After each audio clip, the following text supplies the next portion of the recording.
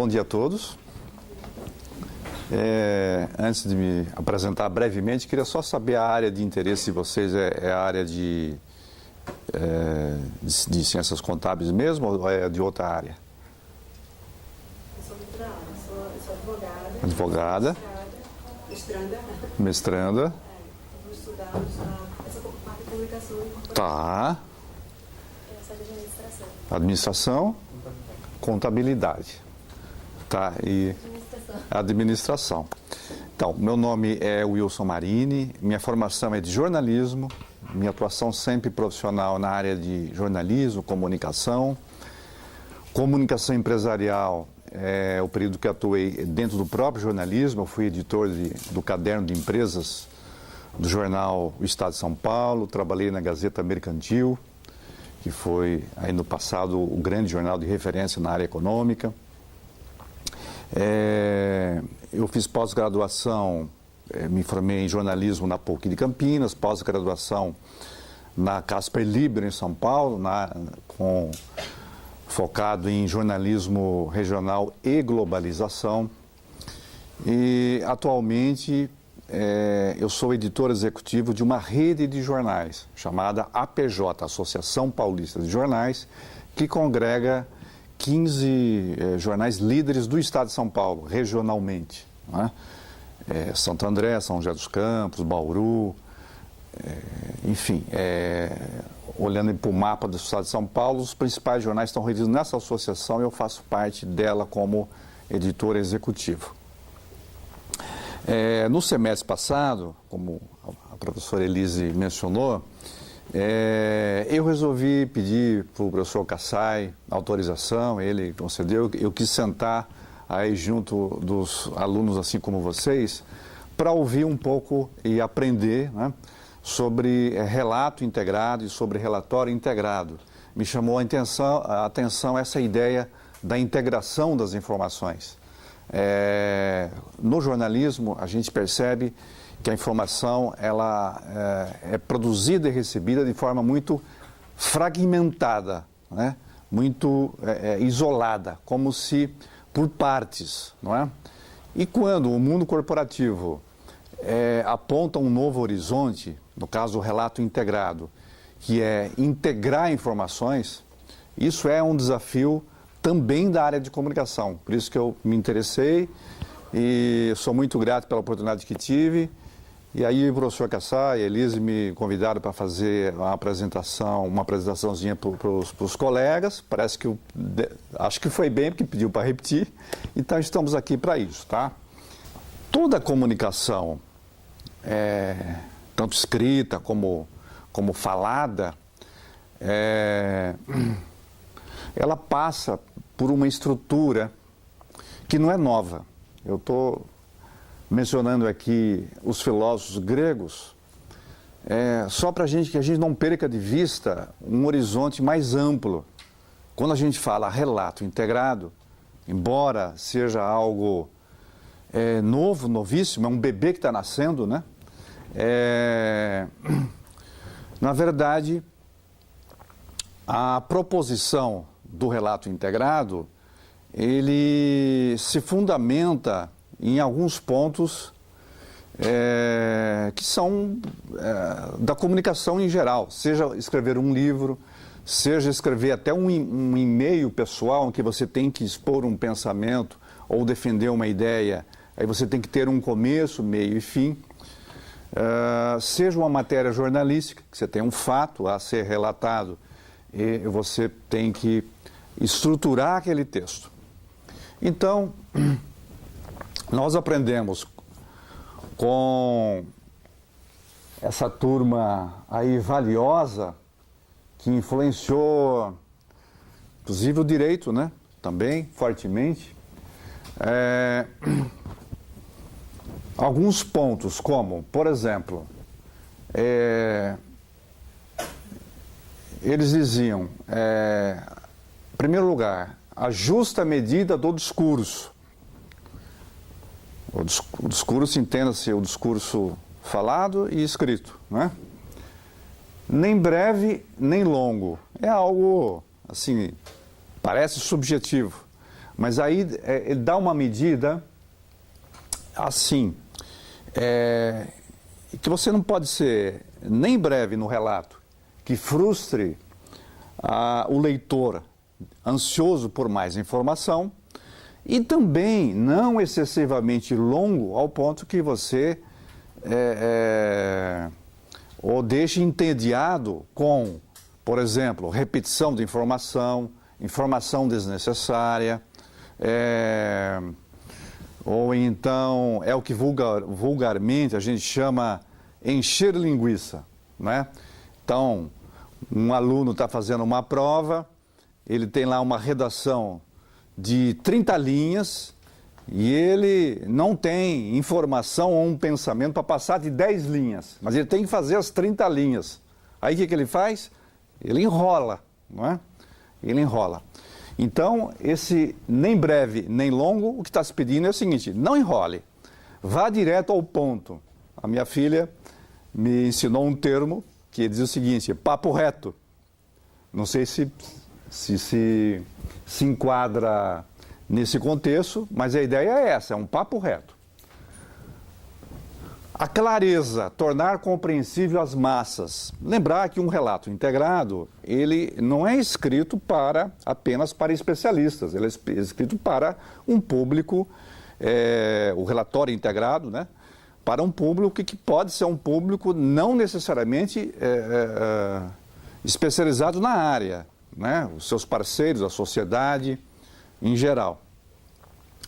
Então, há que se encontrar uma linguagem que seja um meio termo, nem uma linguagem excessivamente coloquial, ou seja, ao ponto de ser uma linguagem muito descompromissada com a forma, mas ao mesmo tempo uma linguagem que não seja excessivamente técnica ou rebuscada, que seja muito impermeável. Por quê? O que está se passando com o relato integrado é uma transição entre os tais balanços com números, não é? E que aí sim, essas peças que eram inclusive publicadas nos jornais com páginas, páginas, chamados balanços das grandes empresas, das grandes corporações, só conseguia entender quem tivesse a formação mínima na área, não é? Na forma de números. O que está se propondo agora é passar os números na forma de palavras e de forma integrada, ou seja, para integrar seria dar coerência às partes, o começo, o meio, o fim, que o todo faça um sentido.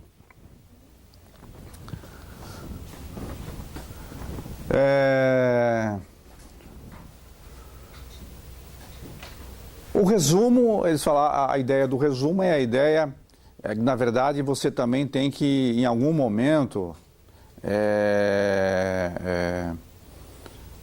dar alguns toques, seja no título dos intertítulos ou em algum lugar, que você oriente o seu leitor, não é? A verossemelhança, a veracidade, isso é muito importante, porque há que se dar credibilidade ao que se comunica. Sem essa credibilidade que é baseada numa realidade palpável, concreta, explícita, através, talvez, de fontes, de relatórios, de pessoas, de fatos, de situações, né? Sem essa, ou a probabilidade, ou seja, as variáveis que envolvem determinado fato, sem isso não há credibilidade. Então, a gente pode imaginar um relato que seja totalmente concreto, palpável, que faça sentido. E a gente pode imaginar uma teoria vaga, simplesmente algo que foi criado por um especialista em publicidade ou um especialista em comunicação para florear uma situação, quando na verdade aí vai se ver, não é bem aquilo, não é? Então isso é a verossimilhança, ou seja, é a credibilidade daquilo que se passa para o público leitor, o público alvo daquele relatório. Você pode passar? Mais à frente, um mestre da oratória nos ensinou as perguntas que devemos fazer quando queremos estruturar um texto. Então, de quem se trata, o que se trata, onde se passou o fato, como ocorreu, quando, com que meios ou instrumentos e o porquê, né? Essa é uma chave, de perguntas que a gente pode fazer quando se quer comunicar qualquer coisa, né? Inclusive num relato integrado que você está demonstrando uma situação daquela empresa em relação àqueles aspectos que são focados no propósito dele. Se a gente pular um desses itens, o texto vai ficar incompleto. Por exemplo, se uma matéria jornalística, caiu um avião, se eu não disser onde, vai ficar vago, mas onde que esse avião... É preciso responder a todos esses itens. Nossa, pode mudar, obrigado. O jornalismo, ele se apropriou daquelas questões que já foram colocadas por Cícero, lá naquela época, séculos e séculos, e inventou para a comunicação jornalística o que nós chamamos de lead jornalístico, que na verdade esse quadrinho aqui é um resumo, ou é uma reprodução, melhor dizendo, daquilo que já se conhecia há 2000 anos.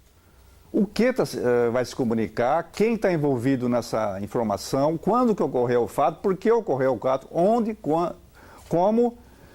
E aí eu acrescentei por conta aqui o quanto também, porque nós estamos falando de contabilidade, nós estamos falando de números, de valores, também é importante dizer um quanto. Aí, os estudantes de jornalismo aprendem o que se chama de pirâmide invertida, que é nada mais é do que o seguinte: você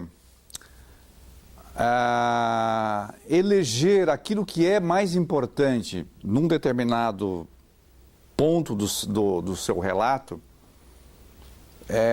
quais são as informações mais importantes, e colocá-las em primeiro lugar, e depois ir afunilando, de modo que você vai tendo o mais importante, o medianamente importante, o menos importante, até é como se fosse aqui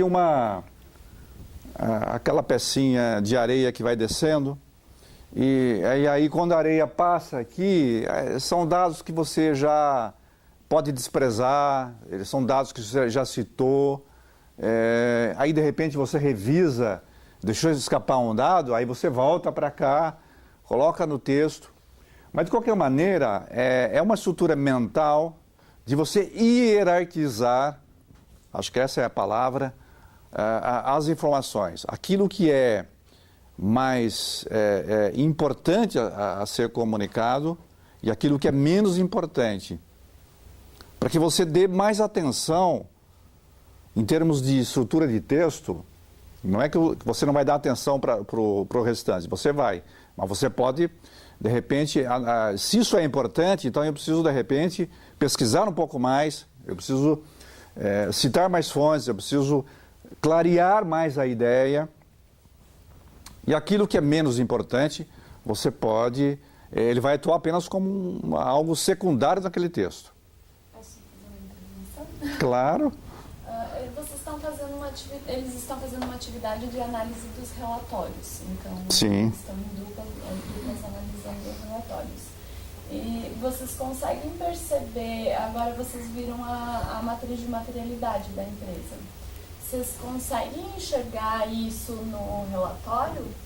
Tipo, os temas que eles consideraram mais relevantes são os que têm mais espaço no relatório?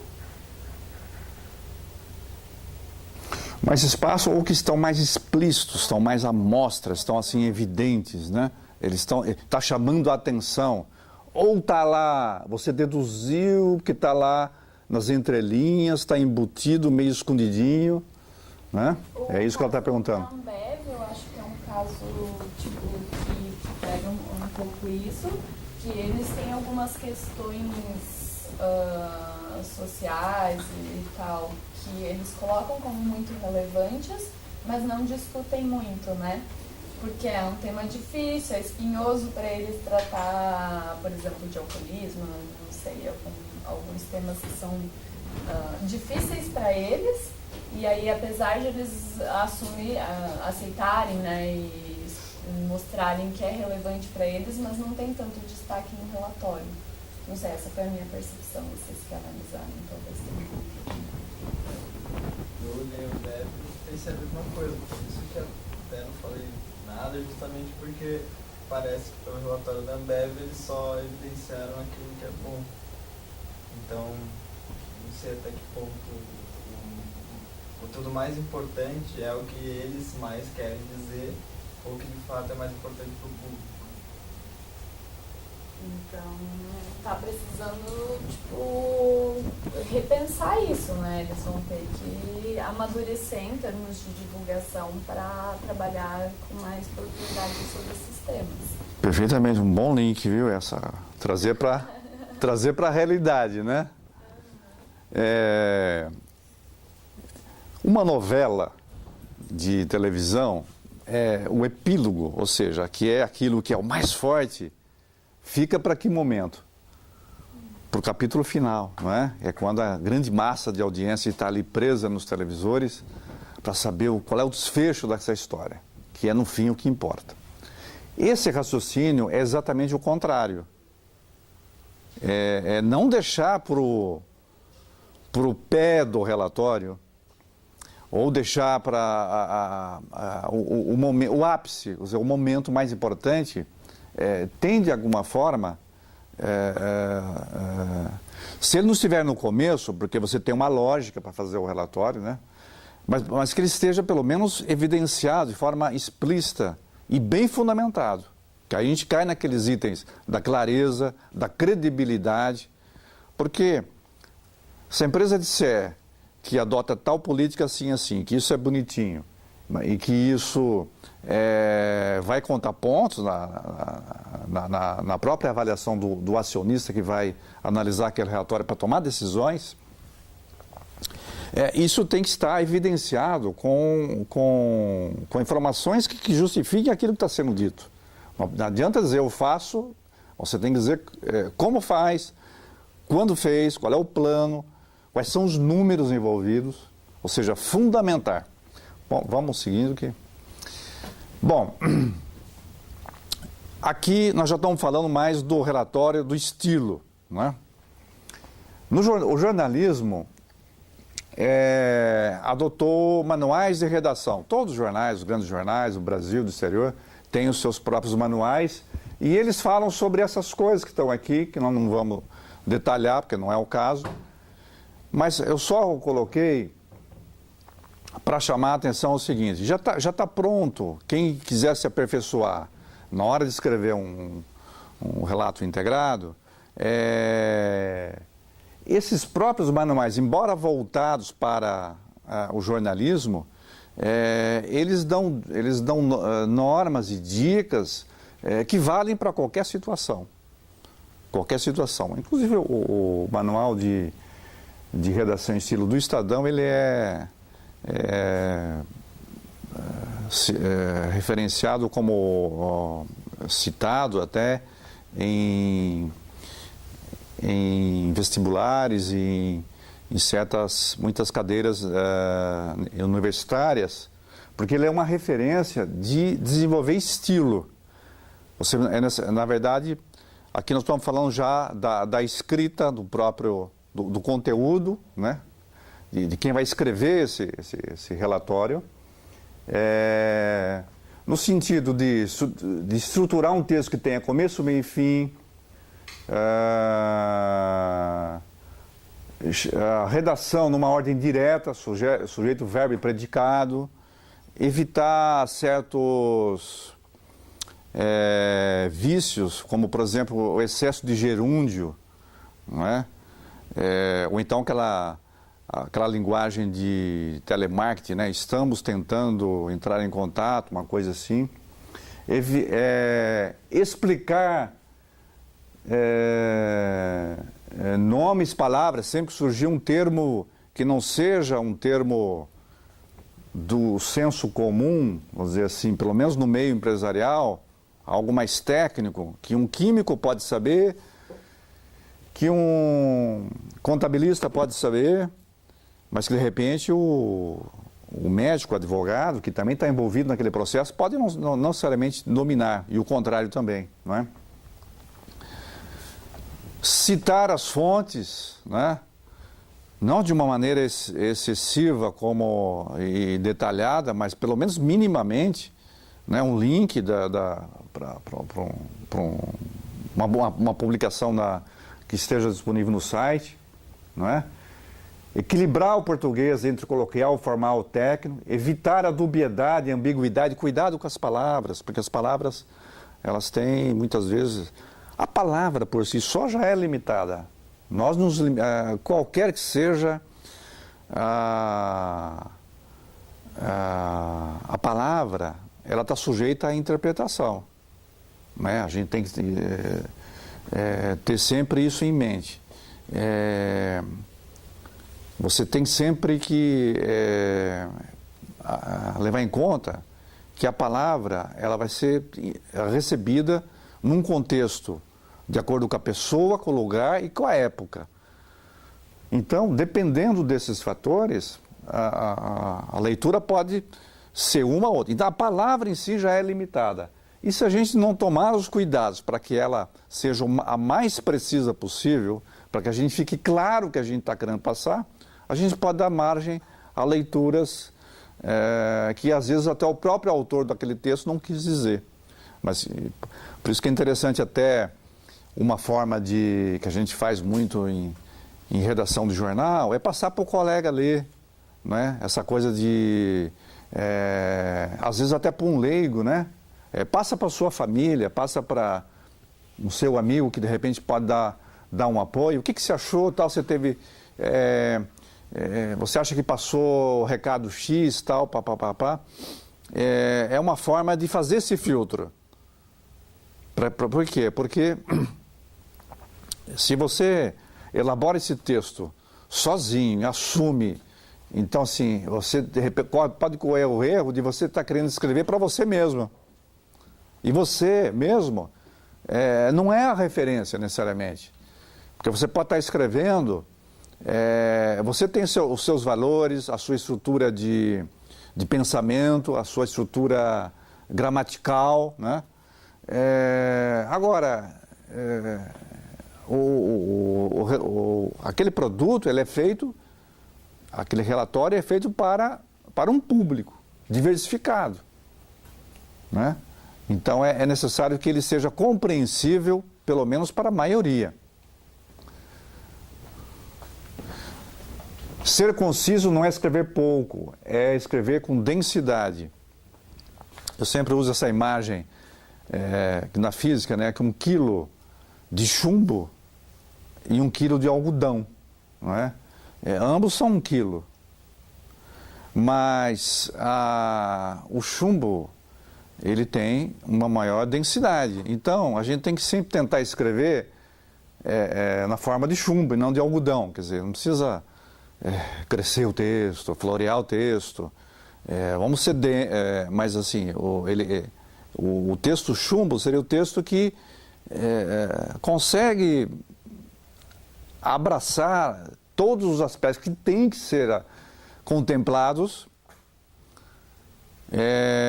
que tenha peso, que tenha densidade, ou seja, que tenha substância, não é?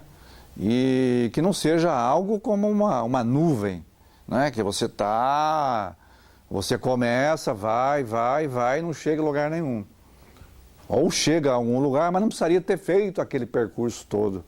Esse é o texto algodão, que é um texto muito, muito vasto. Isso aqui é mais específico do próprio jornalismo, né, que a gente pode passar para o próximo.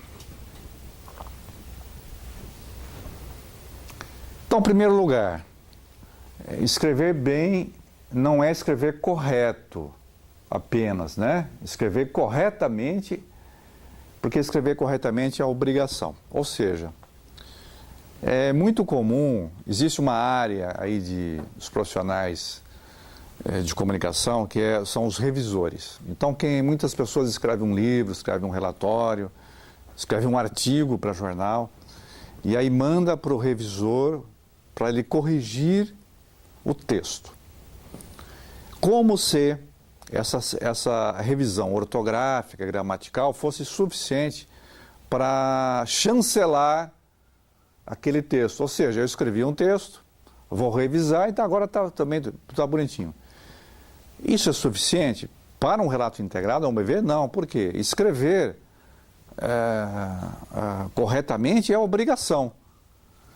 Assim como, da mesma forma, você vai para uma sala de cirurgia, para um procedimento cirúrgico, é obrigação daquele hospital, daquela clínica, que o ambiente seja asséptico, não é? Isso não pode, a asepsia não pode ser o ponto positivo daquele profissional que você está confiando o seu corpo, ou daquela instituição que você está confiando aquela operação. Isso é o básico. Agora, o que você quer saber é o seguinte: qual é a instituição, qual é o médico, qual é a especialidade, qual é o procedimento, qual é a técnica daquele momento cirúrgico. Um texto é a mesma coisa.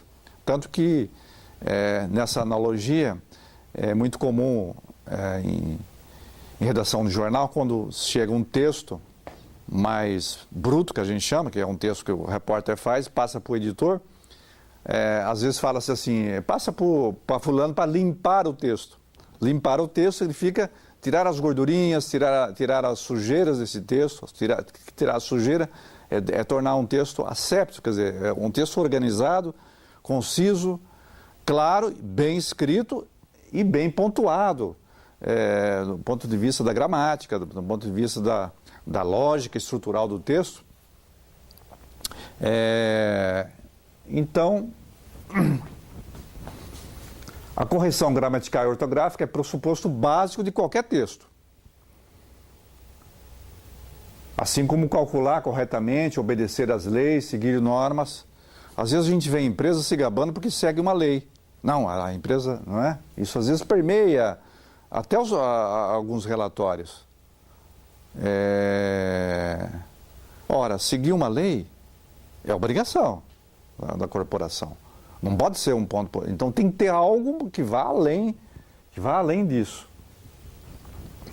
Escrever bem depende de exercícios frequentes, como andar de bicicleta. Gente, é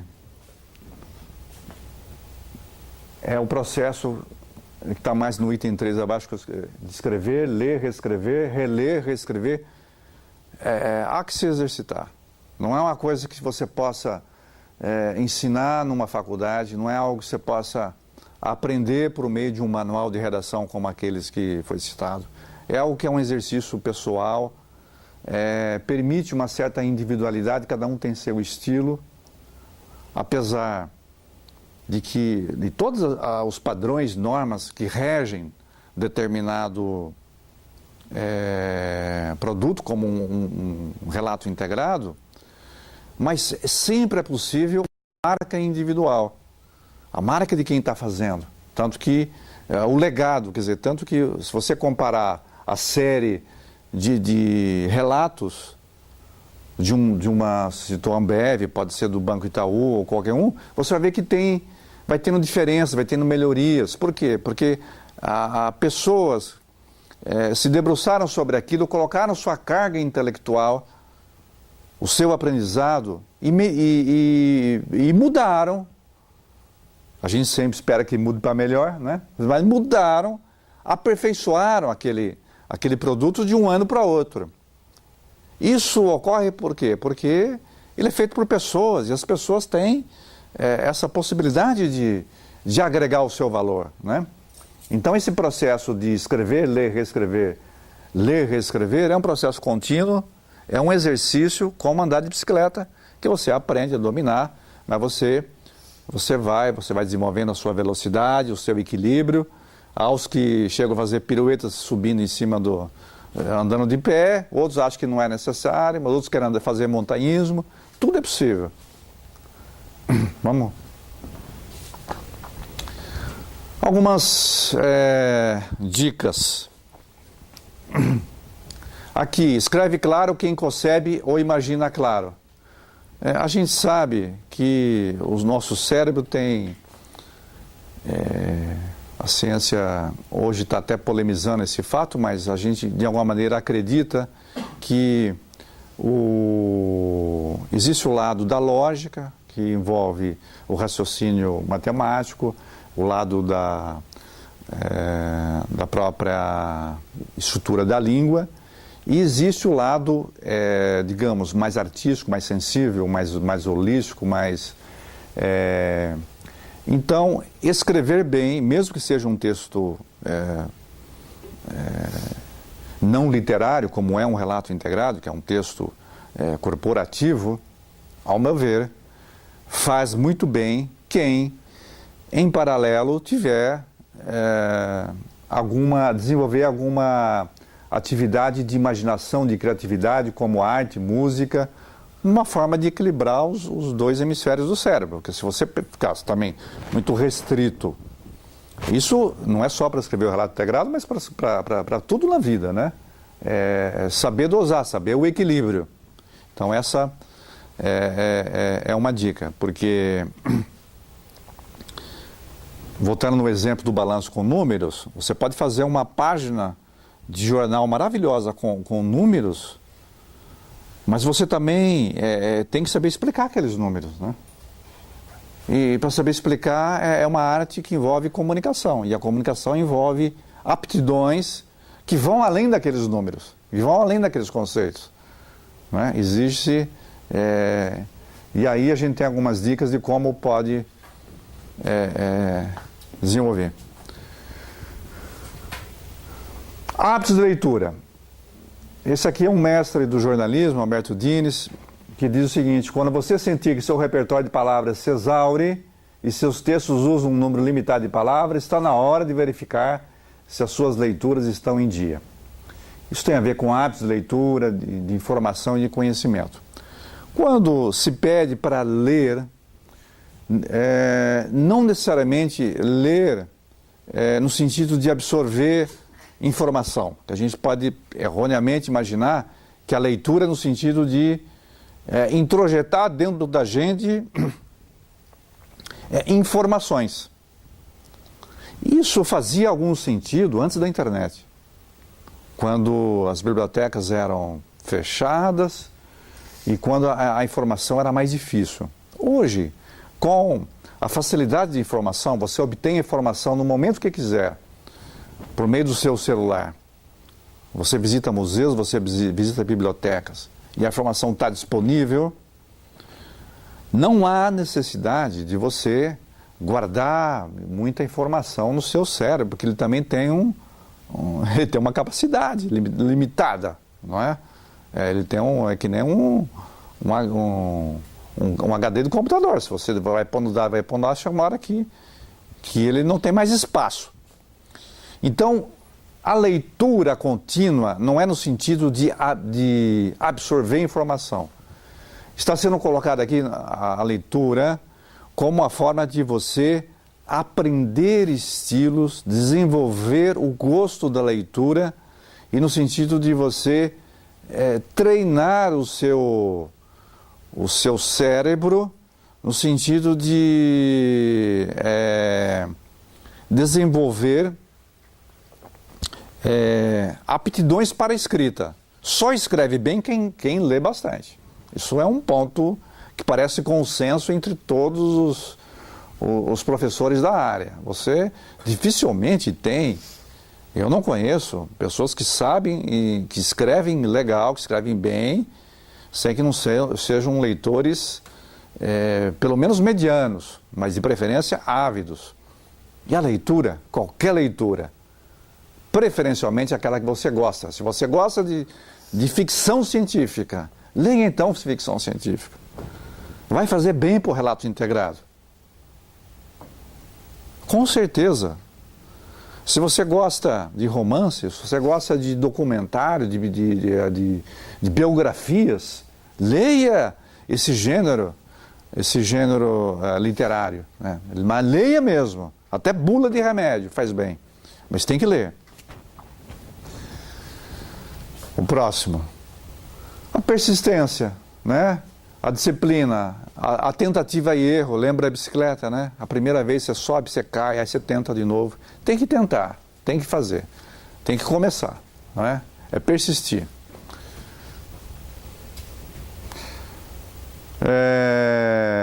A objetividade, a concisão e a clareza. Entre duas palavras, escolha sempre a mais simples. Entre duas palavras simples, escolha a mais curta. Parece que é meio óbvio isso, mas quem tem o olho como um editor e às vezes bate o olho no texto, você vê que a pessoa às vezes está usando palavrões, não palavrões no sentido da gíria, mas palavras grandes, né? Às vezes para aumentar o texto, não é? E não só palavras como sentenças que às vezes necessárias, apostos que não teriam necessidade naquele momento. Então, mas não teriam necessidade mesmo, você vai ter que desenvolver esse feeling. E daí a importância do treino. Às vezes é necessário uma sentença à parte para explicar, né? Não existe uma fórmula matemática pronta para se escrever, nada, não existe. Essa é a graça da coisa, porque se fosse tudo assim, a gente não teria aquela diversidade da biblioteca de livros totalmente diferentes, de autores, etc. Né? Não existe uma única forma. Essa forma ela é individual. Cada um de vocês pode ter um estilo obedecidos àqueles padrões que são passados, evidentemente. Isso não é incompatível, você ter a sua maneira de pesquisar, de priorizar, de escrever em relação às normas. Escrever dentro das normas que é a liberdade, porque se cada um for imaginar escrever de uma maneira, o teu texto vai ficar incompreensível. Ele não vai circular, ele vai ficar algo como um valor individual e não um valor coletivo. E a ideia do relato é que seja uma peça que tenha um valor coletivo, não é? Nós já falamos, né, sem excesso, sem um desperdício, não é? Pela mesma razão que um desenho não deve ter linhas inúteis. E uma máquina não deve ter peças sobrando, né?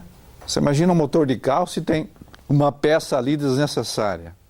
Seria um desperdício da indústria automobilística fenomenal, né? Quando se descobre maneira de eliminar uma peça pela tecnologia e melhorar aquele motor, uau, né?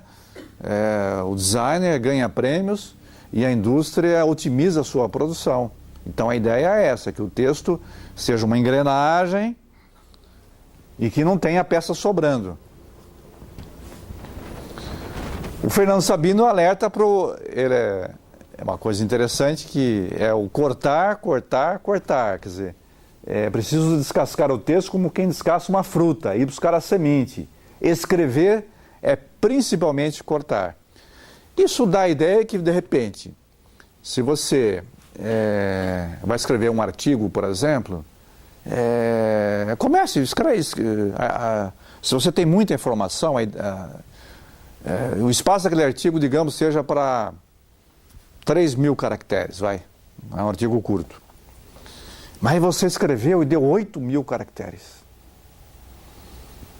Eu já passo por isso frequentemente. Escrevo mais, do que o espaço que eu tenho determinado. E aí o que eu vou fazer? É descascar a fruta, vou cortar. E é incrível.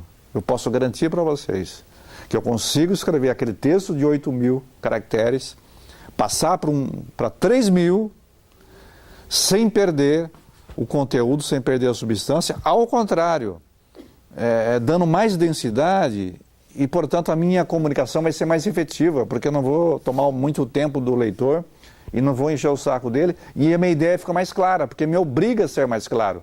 Poxa, eu tenho que condensar 8.000 em 3.000, então isso é possível.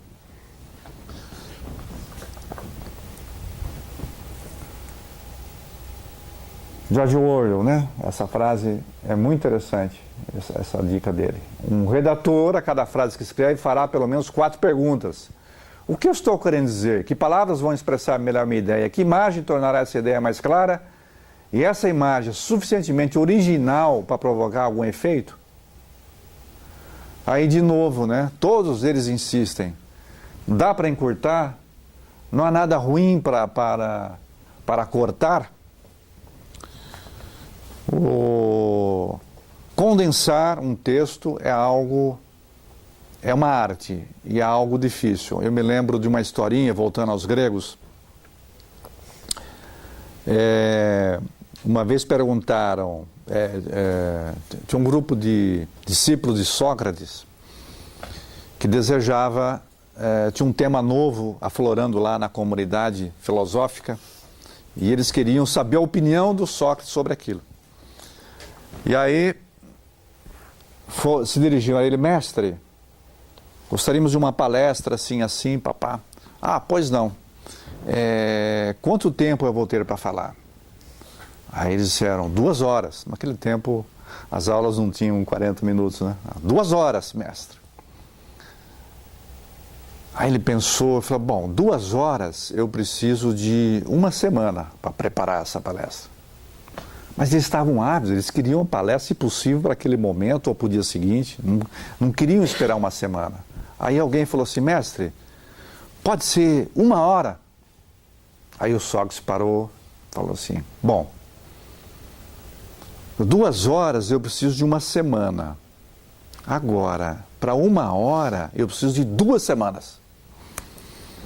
Ou seja, se eu vou ter que resumir todo esse pensamento que eu faria em 2 horas de 1, eu vou ter que calibrar mais, eu vou ter que pensar mais, eu vou ter que exercitar mais. Então eu vou precisar de mais tempo. Significa que escrever com densidade é uma questão de exercício, é uma questão de dedicação e não é escrever pouco.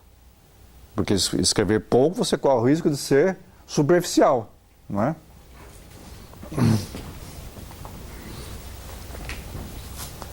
E aí, meus amigos, o Coelho Branco colocou os óculos e perguntou: devo começar por onde? Aí o rei disse: comece pelo começo e siga em frente. Ou seja, é uma caminhada, tem que dar o primeiro passo, né? Lao Tse já dizia, né? Toda caminhada começa com o primeiro passo. E não queira também saber com antecedência quais são os passos que você vai dar. Isso é uma dica. Você tem que fazer um planejamento. E isso, a matéria Renato Integrado, inclusive, fornece esses subsídios. Você precisa de um planejamento. Você precisa saber de onde você vai sair, aonde você quer chegar. Eu faço caminhadas de cajado. Então eu uso essa analogia, o seguinte: eu tenho que saber o que eu devo levar na minha mochila, eu tenho que saber qual é o próximo ponto de parada, se vai ter uma pousada. Agora, se eu for milimetrar com antecedência, planilhar com antecedência todos os passos que eu vou dar, eu vou deixar de ter a surpresa do próprio momento, até porque é impossível você antecipar uma caminhada. Cada caminhada ela é diferente, a paisagem é diferente, a estação do ano é diferente, a temperatura vai ser diferente, a própria geografia humana ali vai se mudando, pontos de venda vão se abrindo, outros vão fechando, as estradas vão mudando, um dia está molhado, outro dia está com poeira. Como é que eu vou saber com antecedência? Então eu não posso querer saber o que tem ali depois daquela curva. Então aí, nessa analogia, esse é o caminhar do texto, de levantar as informações, de caminhar e ir montando o seu texto.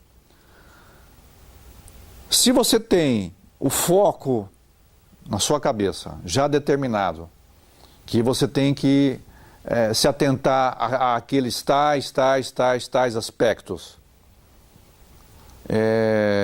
você não vai se perder na estrada. Ou seja, você nem precisa do GPS, como muitos vão lá de cajado com o GPS. Eu também já fiz isso, né? Estou falando de forma irônica, mas é uma coisa que eu às vezes entro em conflito. Sabe que eu preciso do GPS? Poxa, mas a estrada é sinalizada.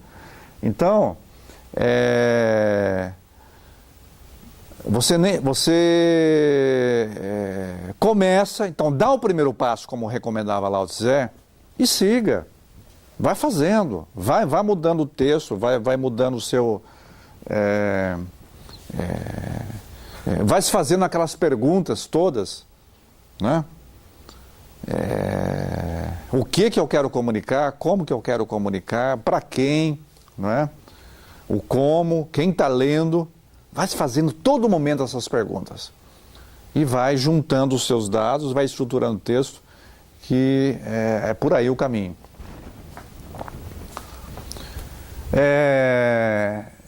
Eu desenvolvi uns indicadores para avaliar no jornalismo, tanto desde um artigo até uma edição de uma página, ou uma edição, ou uma série de edições.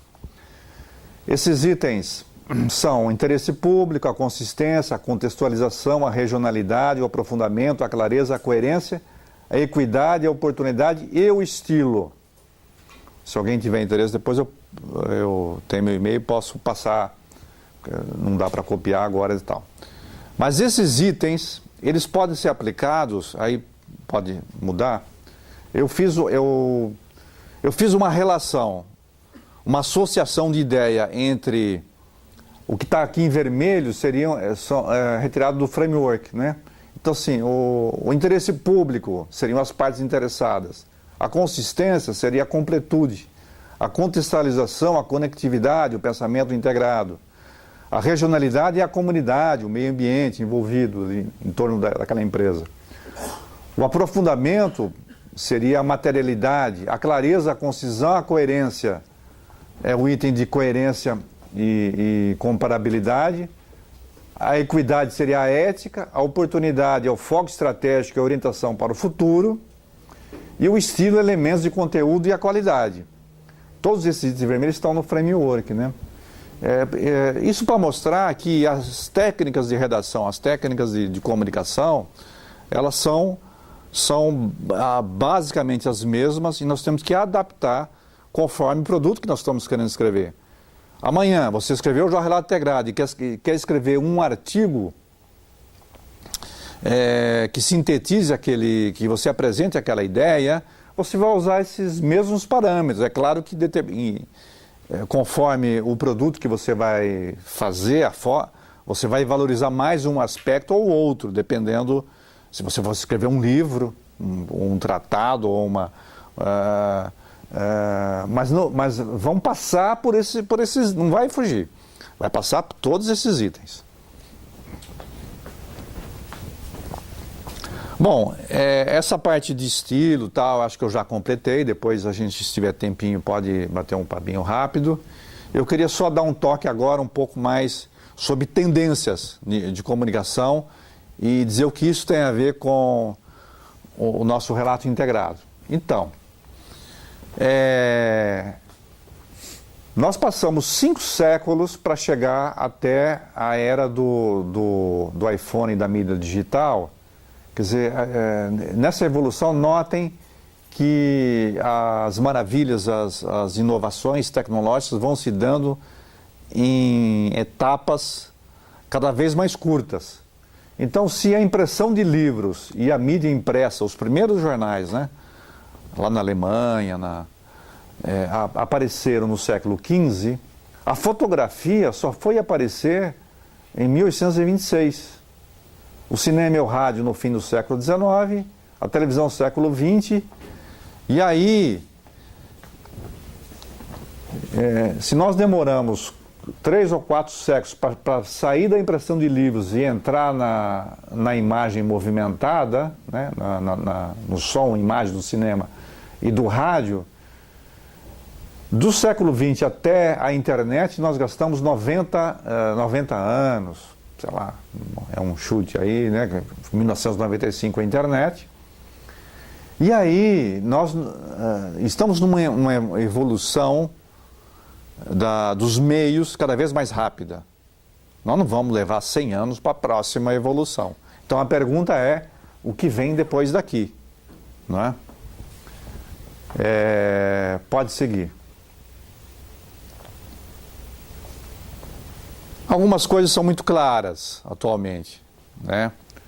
Então, o celular se tornou o computador de mão, o computador mais popular. A tendência é que a mídia seja vista cada vez mais no celular, né? E aí já vai a primeira pergunta: onde é que eu vou ler o meu relato integrado? Eu vou ler no computador ou eu vou ler no celular? Parece que hoje a minha tendência pelo menos, talvez seja mais conservador, eu vou ler no computador. Mas não é essa a tendência. Quando a gente fala de celular, está falando também dos tablets, né? Talvez um tablet, né? E aí, como o meio é a mensagem, a gente precisa pensar no meio. Se o meu público vai ler no impresso, é uma forma. Se ele vai ler no computador, é outra. Tem que pensar na forma. Item 2. É o fim da leitura estática. Leitura agora é dinâmica, interativa e sem limites de busca. Parece meio óbvio isso para a geração atual, mas não era assim até anos 80. A leitura 90, antes da internet. A leitura era algo passiva. As pessoas se informavam por meio, por exemplo, dos jornais impressos. Então, abria-se o jornal, lia, e o máximo que poderia ocorrer a esse leitor era escrever uma carta à redação, que era colocada no correio. E aí o jornal poderia publicar essa carta ou não, ou ele poderia ligar para a redação e sugerir um artigo, ou sugerir um tema de reportagem, isso ocorria. Mas nós estamos falando de exceções. A grande maioria recebia a informação passivamente. Hoje, a informação é interativa. Você pode repercuti-la nas redes sociais, você pode concordar com aquele ponto de vista ou discordar daquele ponto de vista por meio do seu Facebook, do Twitter, do LinkedIn, enfim. Você pode, no caso da internet, você clica lá uma palavra que você quer saber mais e ela te remete para um arquivo que tenha mais informações. Ou seja, é uma busca sem fim. Fim da informação oculta. A teoria da conspiração diz que nós vivemos num mundo de segredos, de coisas escondidas. Não é o que parece.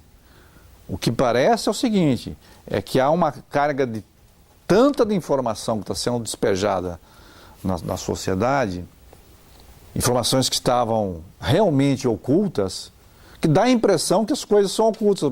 Mas só o fato de elas estarem vindo à tona significa que, na verdade, nós estamos chegando no fim da era dos segredos. É lógico que tem um descompasso conforme a sociedade, conforme os meios, né? Não podemos comparar o que se vive no Brasil com os Estados Unidos, ou com a Índia, ou com a Coreia do Norte.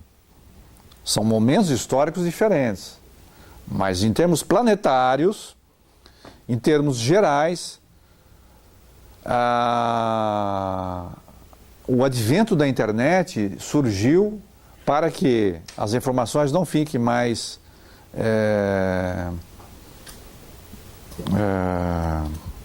segregadas e as pessoas sejam discriminadas porque não têm informação. Não é? Em sociedades anteriores existiam as castas, né? As pessoas que se destacavam com poderio econômico ou intelectual por ter acesso à informação, ou seja, eram letrados, tinham acesso às bibliotecas. E a grande massa não. A tendência é a sociedade caminhar por uma homogeneização em que todos vão ter, de alguma maneira, acesso. O que vai diferenciar é o uso dessa informação entre essas pessoas. Qualquer um pode publicar na rede. Qualquer um de nós é um meio de comunicação. Se há 20 anos nós perguntássemos numa sala da ECA o que é um meio de comunicação, certamente a resposta seria: não, os meios de comunicação, são os meios de comunicação, são os meios de comunicação, emissoras de TV, são os jornais, enfim, esses são os meios de comunicação. Hoje, cada um de nós é um meio de comunicação, porque cada um de nós pode comunicar. A gente pode abrir o nosso blog, a gente pode usar as redes sociais, a nossa página no Facebook, nós podemos ser publicadores das nossas informações e das nossas opiniões. Isso tudo interfere ou impacta a produção do relato integrado, porque as informações... vamos associando cada item desse com o relato integrado. Uma informação que a empresa, eventualmente, por exemplo, tinha lá uma lagoa escondida com um processo de despejo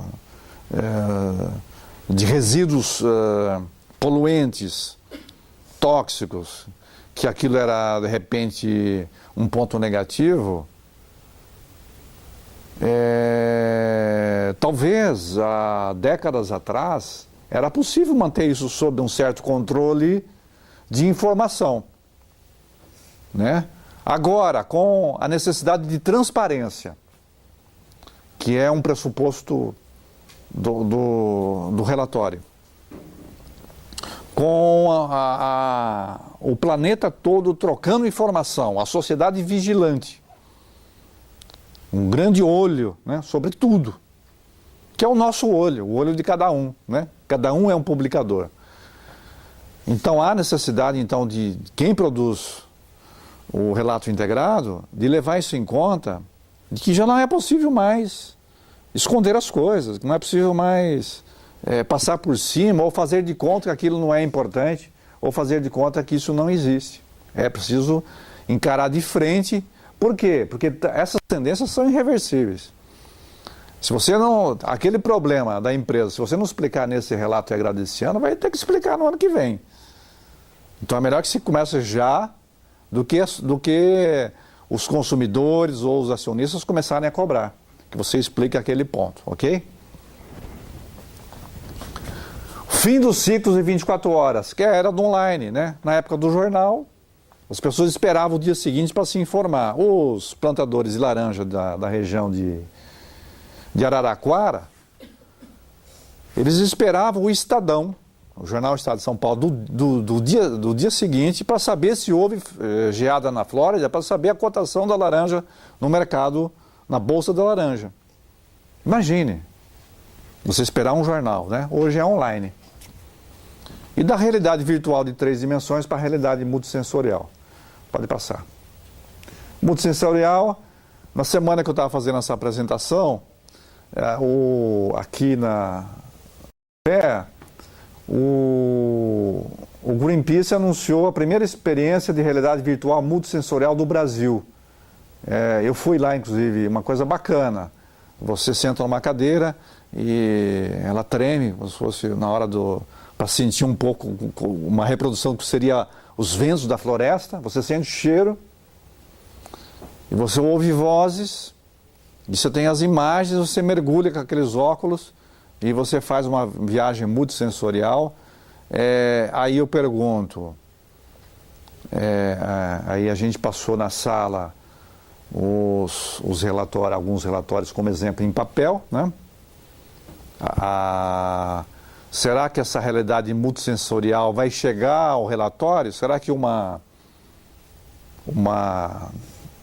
fabricante de uma Natura, talvez, ou um produto de café queira fazer um relatório com os cheiros, os tipos de café, entendeu?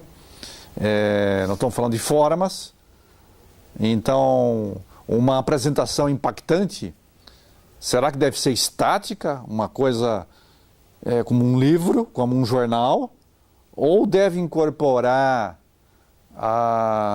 algumas tecnologias que já estão disponíveis e que impactam a sensibilidade de quem está recebendo aquela informação? No caso, o som, o cheiro,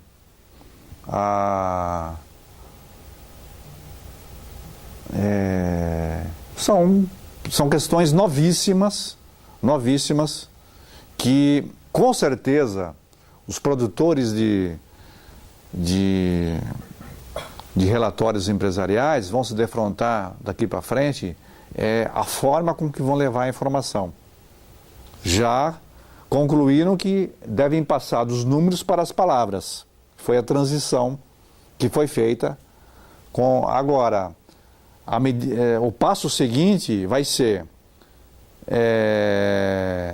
palavras, mas como? De que forma, né? Na forma antiga, em que você tinha que digerir aquilo que está pronto sem interagir, apenas o texto construído basta, você não tem que editar, tem que colocar infográficos. E se for infográfico na internet, pode ser um infográfico móvel? For um mapa, que você clica lá, aquela corporação tem 18 unidades no país. Eu estou interessado só na unidade de Pernambuco. Aí você clica no mapa Pernambuco, ele te abre todas aquelas informações sobre a unidade de Pernambuco especificamente, entendeu? Diferente de um relatório estático, como um livro, como foi falado, que você fica preso à forma como está organizado ali pelo editor e que você... Então são variantes aí para a gente começar a pensar para o futuro, né? Então, encerrando assim essa apresentação, terminando com algumas inquietações e incertezas. Duas perguntas que são vocês que vão responder, talvez não agora, mas no momento que estiverem nas empresas, se depararem com a necessidade de tomar decisões em relação ao produto a ser escrito, né, corporativo. A periodicidade, num mundo online e integrado, basta um relatório integrado por ano?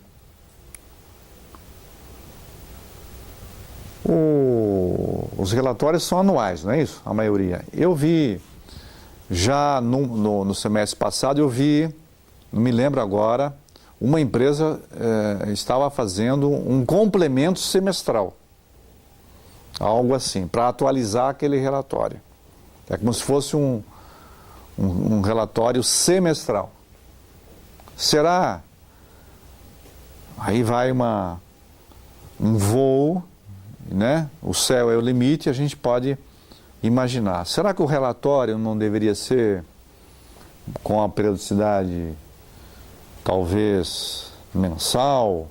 Ou até, se ele for tão dinâmico na internet, que ele possa ser atualizado e complementado a qualquer momento, que tem ali uma equipe, tem alguém pelo menos pensando nele, e modificando o que tem que ser modificado, acrescentando o que tem que ser acrescentado, a partir, inclusive, da demanda, da pressão dos próprios leitores daquele produto.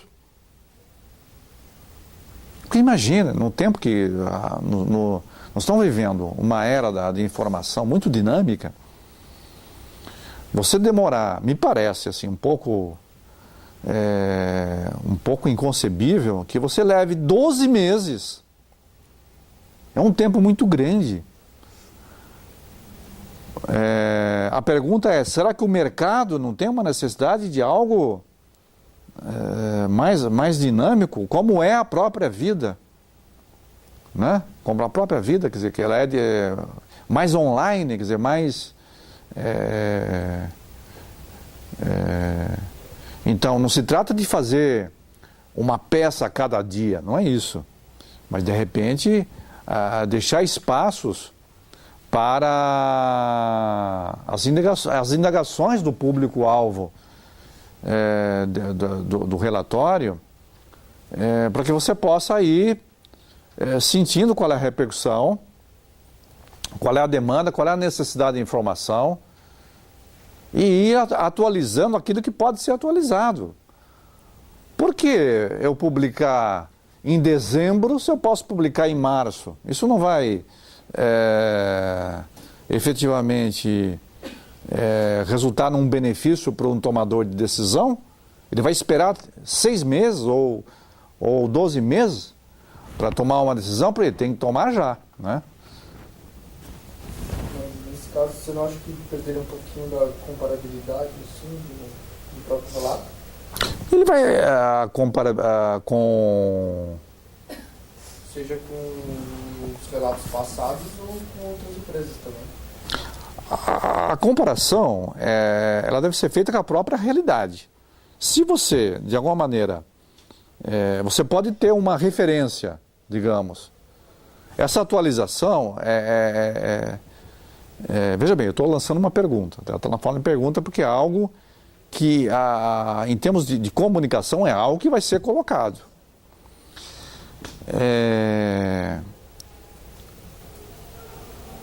Você tendo uma matriz, um relatório, ele pode ser anual, mas ele pode ser atualizado. De modo que quando você lançar um novo, você vai ter a comparação com uma outra situação anterior. O que eu estou dizendo é assim, você não segurar a informação, você, de alguma maneira, arrumar um canal para, na medida da necessidade, porque você tem, por exemplo, um governo com normas fiscais, que de repente altera uma política de preços, você tem necessidade de explicar para o mercado. E você vai explicar onde? Por meio de notas, por meio avulsas? Não é melhor você explicar naquele contexto? Então a comparabilidade seria a seguinte: um fato novo, você está informando e está explicando num contexto já existente. É um desafio de comunicação, um desafio contábil, um desafio empresarial.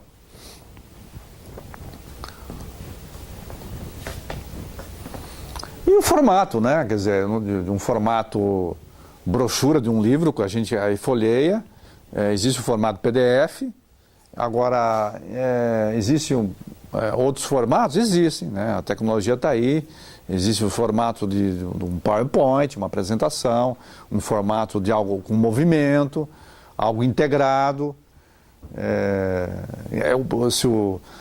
Se o relatório é integrado, a forma tem que ser integrada também com todas as variáveis de tecnologia que permite, né? Com movimento, com links, né? Naquele exemplo do mapa, né? Que eu quero saber especificamente, eu estou interessado uma empresa que tem lá as suas divisões, eu estou interessado só saber na divisão X, né?